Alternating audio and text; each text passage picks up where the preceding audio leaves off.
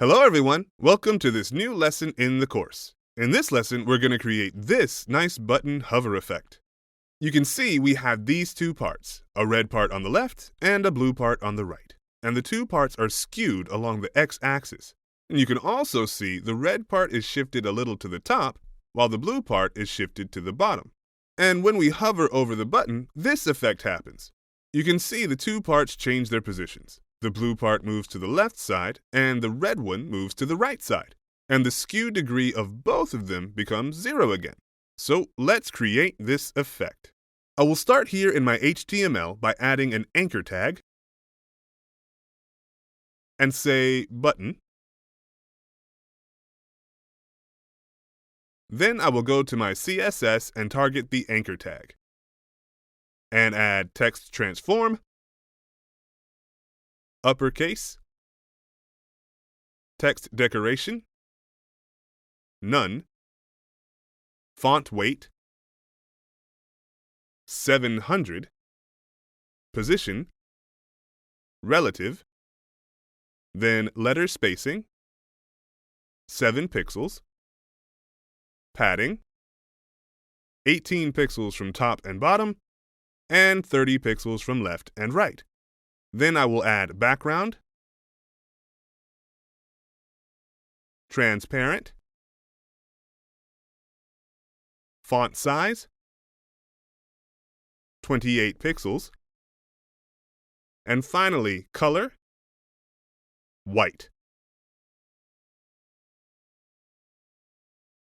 Now you can see the link looks the way we want, and it has a transparent background because we will use the before and after pseudo elements to create the red and blue backgrounds. So let's go back and do that. I will target the before pseudo element of the anchor tag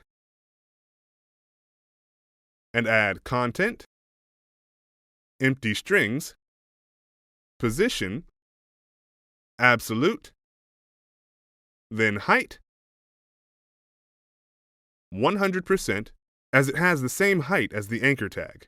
Then width, 50%, because it has half of the link width. Then I will add left, -1%. Then top, -5 pixels. So this will be the red part that sits on the left side and is shifted a little to the top. Then finally, I will add background color, this red color. And now you can see the red part is sitting right here and taking up 50% of the link width. Let's go back here, and in order to skew the red background, I will add transform, skew x, 30 degrees. I will also add z-index, -1, so that the text will appear in front of the red part. Then finally, I will add transition, all, 0.3 seconds, and this cubic Bezier value.